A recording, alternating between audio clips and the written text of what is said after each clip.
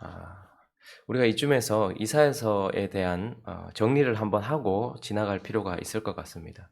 이사야는 마치 우리가 받아들고 있는 신구약 성경처럼 66권으로 되어 있습니다. 그리고 마치 우리가 구약과 신약으로 나누듯이 이사야서도 구약을 39권의 구약을 전반부로, 그리고 또 27권의 신약을 후반부로 나누듯이 이 이사야서도 1장부터 39장까지를 전반부로 나눌 수 있습니다. 그리고 40장부터 나머지 66장까지를 후반부로 이렇게 크게 나눌 수 있습니다.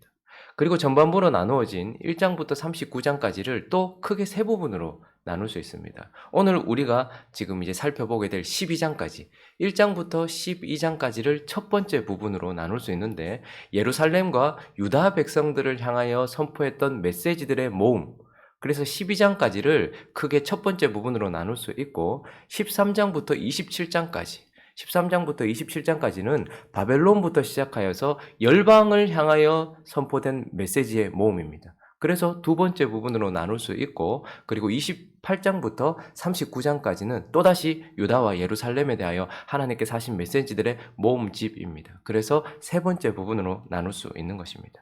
자, 그런데 이제 우리가 오늘 이사야 12장에 도달했습니다. 이것은 무엇입니까?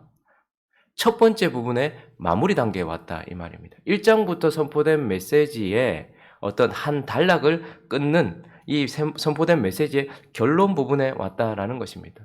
1장부터 5장까지는 이스라엘 백성들 유다에 대하여 계시로 알게 된 그들의 상태와, 그리고 그들에 대한 심판의 메시지, 그리고 그들의 회복의 메시지가 계속해서 연속적으로 반복적으로 있었죠. 그리고 기억하십니까? 6장에서는 이사야가 하나님께 부름받던 장면이 나타납니다.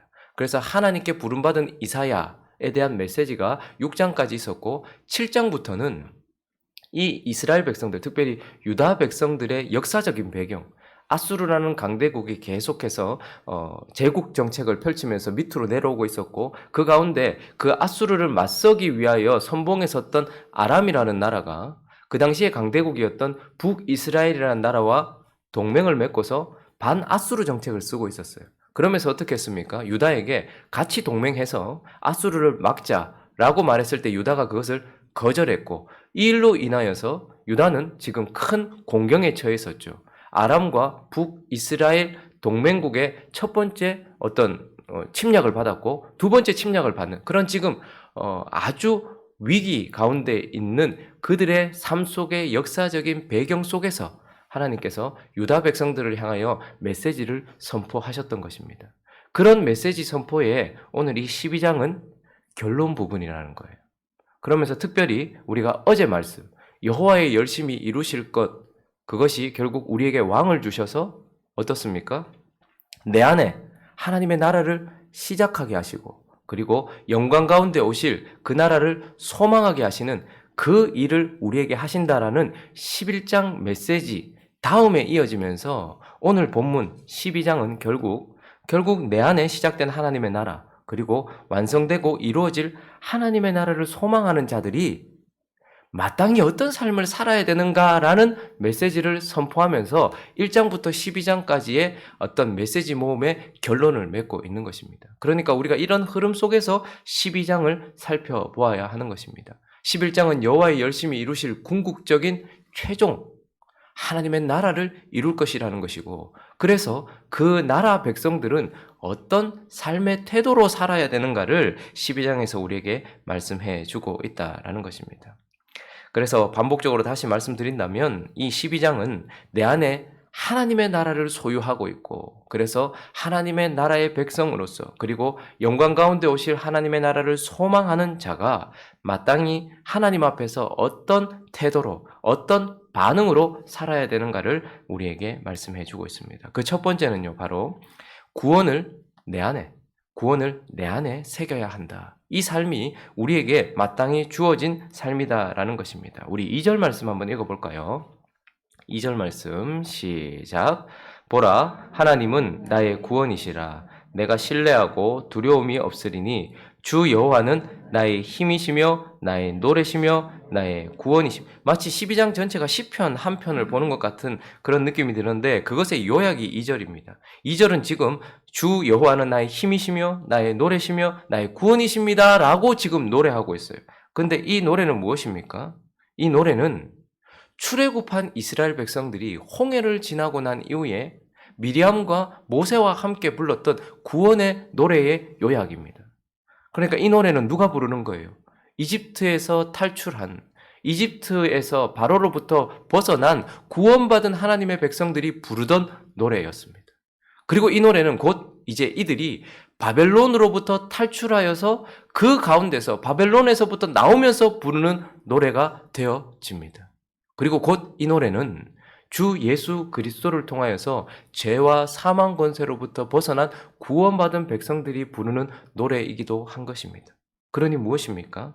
하나님은 먼저 우리에게 하나님의 나라를 소유하고 영광 가운데 오실 하나님의 나라를 바라보면서 소망하면서 살아가는 자들, 여호와의 열심이 자기에게 있는 자들은 하나님께서 주신 그 구원을 기쁨으로 노래하면서 그것을 새겨야 된다 이 말입니다.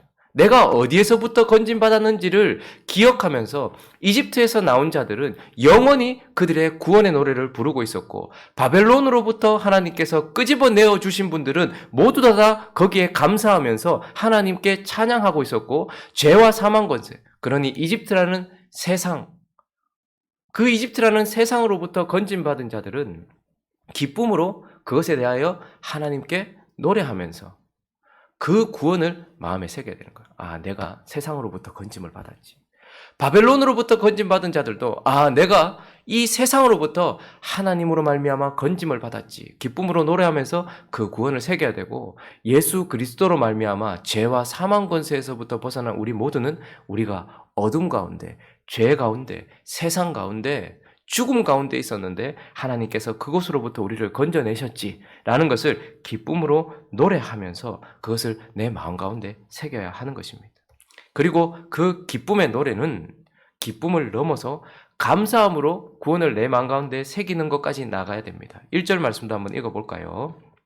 있습니다. 시작. 그날에 네가 말하기를 여호와여 주께서 전에는 내게 노하셨사오나 이제는 주의 진노가 돌아섰고 또 주께서 나를 아니하시오니 내가 주께 감사하겠나이다. 우리는 기쁨으로 내가 어디로부터 벗어나는지를 기억하면서 늘 하나님을 찬양하며 그 구원을 마음에 새겨야 돼요.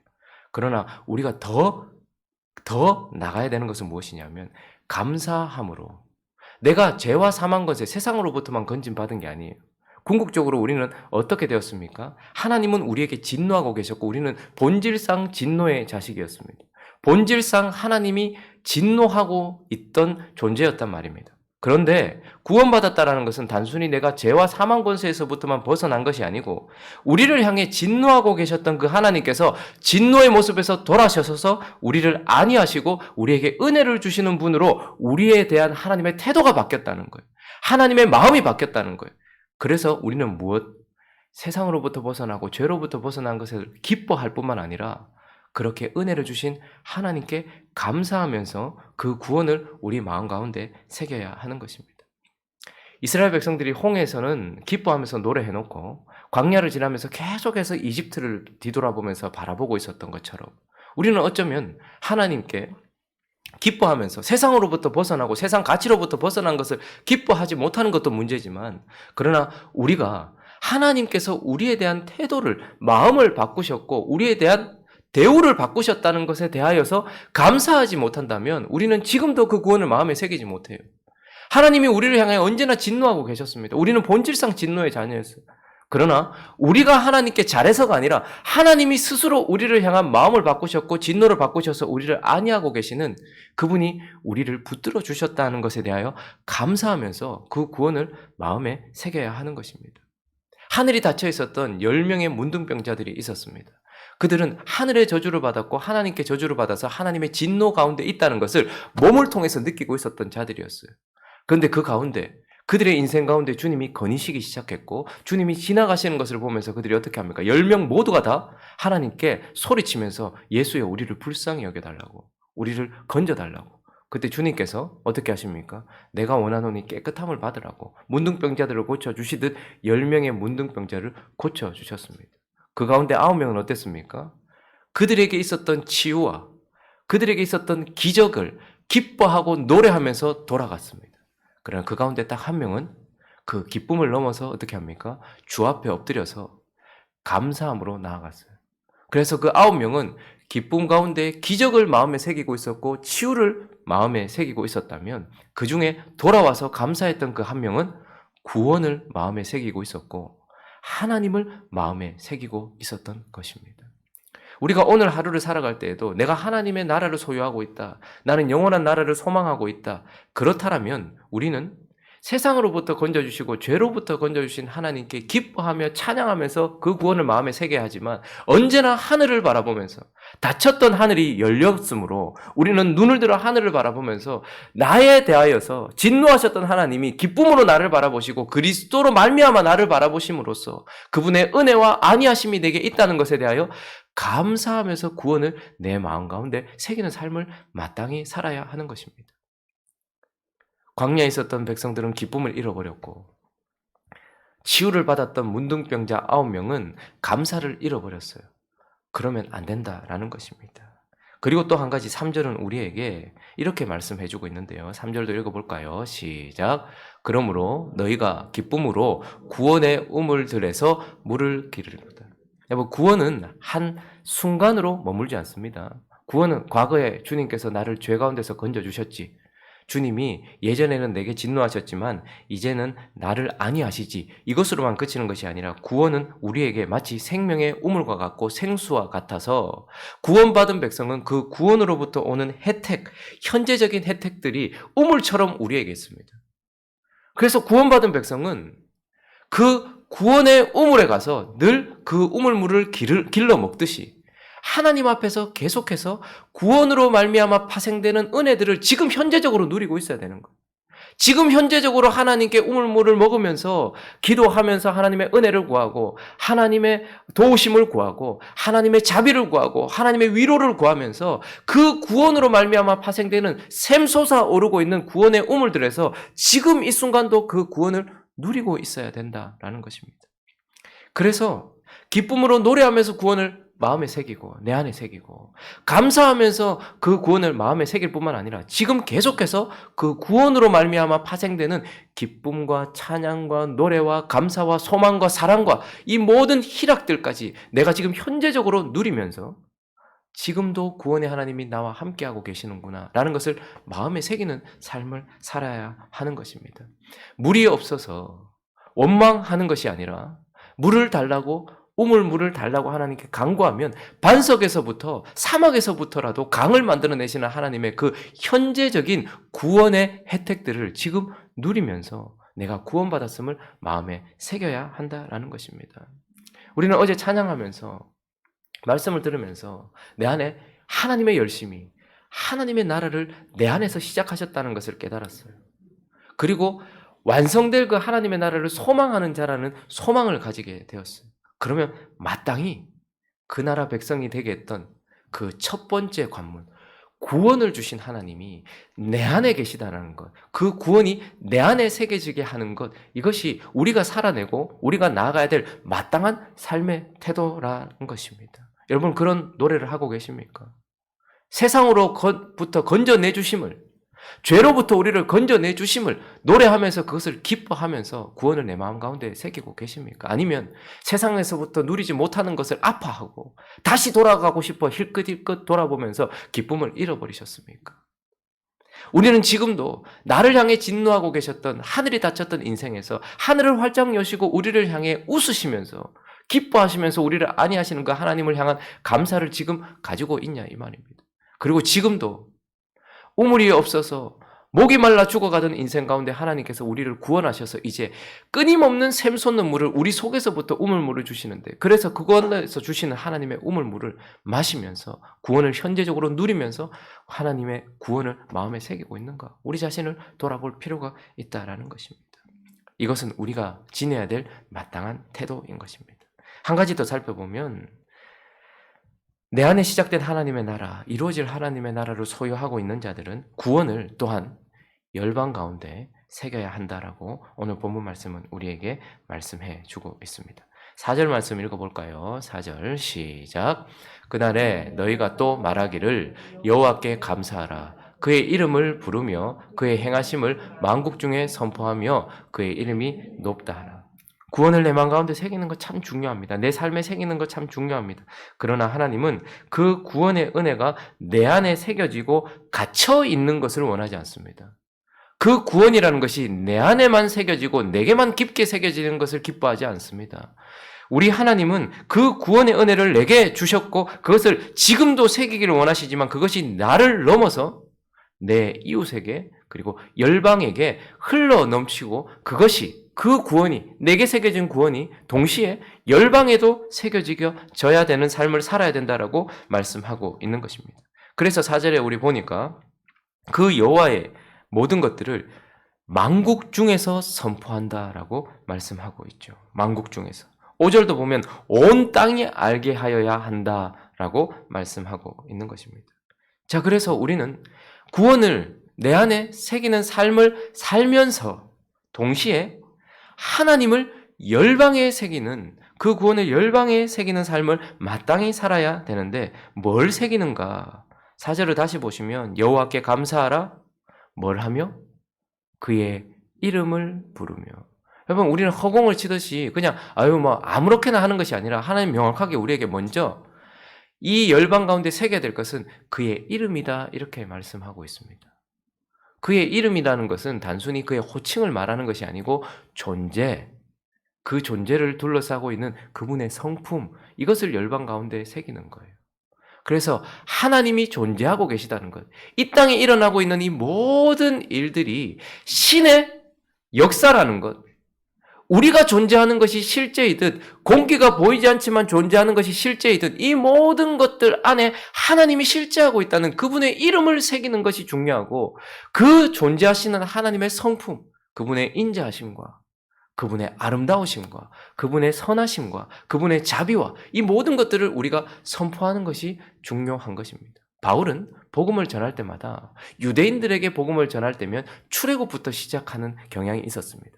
그러나 이방인들, 전혀 하나님을 모르는 자들에게 복음을 선포할 때면 언제나 천지 가운데 계신 신에 대한 이름을 선포하는 경향이 있었습니다. 무엇입니까? 우리는 구원을 말하기 앞서 먼저 그분의 이름을 열방 가운데 선포해야 되는 것입니다. 아름다우신 그분의 이름, 선하신 그분의 이름, 그 이름을 열방 가운데 새기는 것입니다.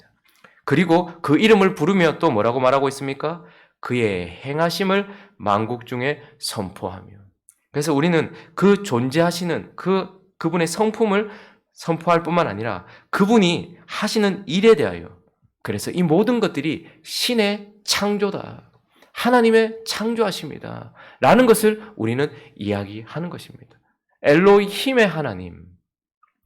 그래서 창조하신 하나님. 이 모든 일들이 하나님이 하신 일이라는 것을 선포하는 것이죠. 그리고 엘샤다이 하나님, 이 모든 일들이 하나님이 하고 계시는 일이라는 것 또한 우리는 선포해야 됩니다. 여러분 코로나는 어떻게 온 것입니까?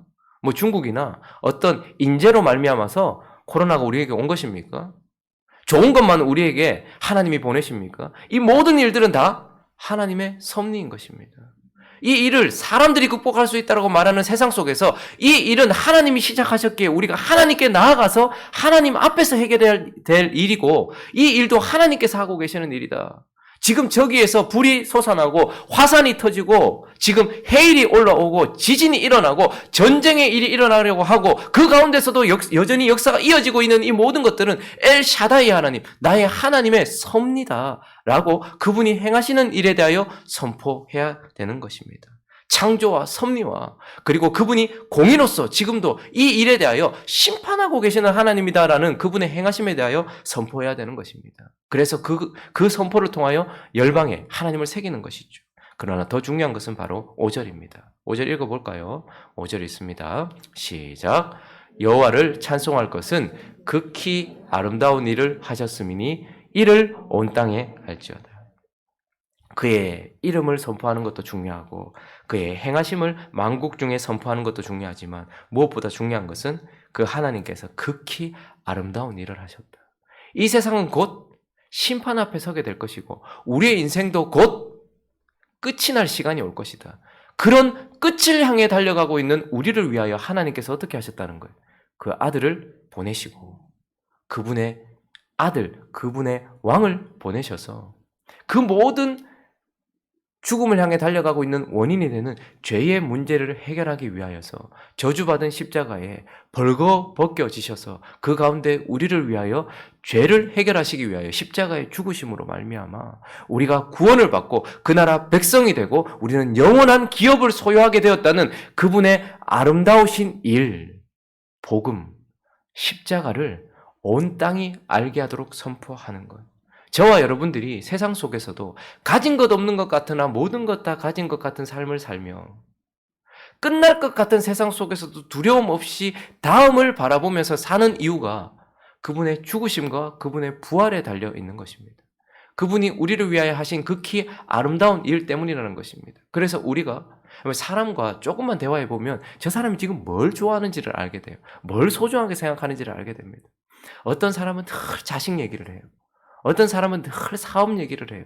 어떤 사람은 늘 자기 직업 얘기를 해요. 자기가 그 직업에 대하여 자부심이 있기 때문인 거예요. 자기가 그 아들에 대하여 기뻐하고 있기 때문이에요. 자기가 가진 소유에 대해서 자기가 자랑스러워하기 때문이에요.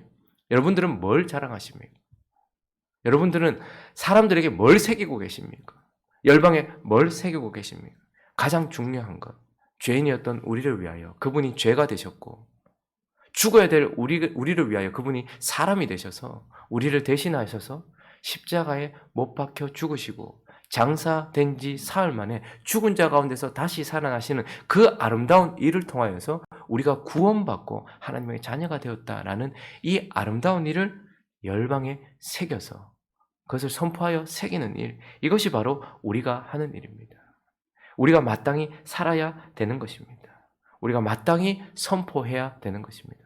하나님은 이 일을 천사들에게 맡기신 것도 아니고 주님이 직접 하시는 것도 아니라 이 일을 경험한 저와 여러분들을 통하여서 지금 이 일을 하고 있다라는 것입니다. 말씀을 정리합니다. 하나님의 나라가 우리 안에 시작되셨습니까? 그리고 완성될 하나님의 나라를 바라보고 계십니까? 그러면 그런 나라 백성답게 우리는 마땅히 살아야 될 태도가 있다는 것을 잊어버리지 마십시오. 우리가 구원받았음에도 불구하고 기쁨으로 노래하면서 감사하면서 그리고 그 구원의 우물물을 현재적으로 마시면서 내 안에 새기지 않은 채 열방에 나아가서 뭔가를 하겠다고 하는 것도 큰 문제입니다. 내 안에 오늘 구원이 새겨지지 않았는데도 불구하고 열방에 나아가서 소리치면서 구원을 새기겠다고 말하는 것은 공허한 연기에 불과합니다. 그저 공허한 그냥 시끄러운 소리에 불과합니다. 이건 문제예요. 그러나 또 하나는 이 구원을 자기 안에만 새겨놓고 늘 기뻐하고 감사하고 현재적으로 그것을 누리면서도 열방에 새기지 않는 것은 아주 명백한 이기심에 불과한 것입니다. 여러분은 어떤 삶을 살고 있습니까?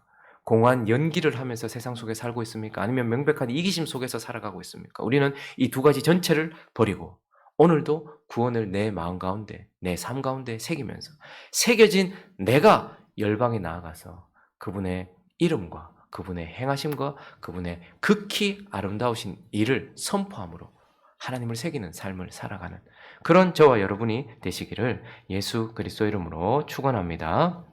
같이 한번 기도하겠습니다. 1장부터 이어져 왔던 말씀이 오늘 12장에서 일단락되고 있습니다.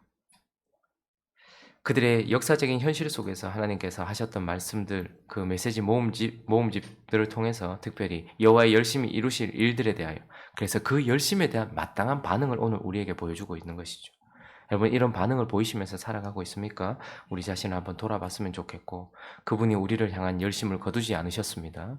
그래서 우리는 지금 하나님의 나라를 소유하고 있습니다. 그러므로 그 나라 백성답게 그분의 열심에 화답하는 삶을 살 수 있게 달라고 구원이 언제나 내 안에 새겨지고 열방에 새겨지는 삶을 살 수 있게 달라고 또 각자의 기도 제목들을 가지고 이번 한 주도 하나님께서 예배로 시작하게 하셨사오니 예배하는 삶 살아갈 수 있도록 해달라고 같이 기도하며 나갑니다. 기도하겠습니다.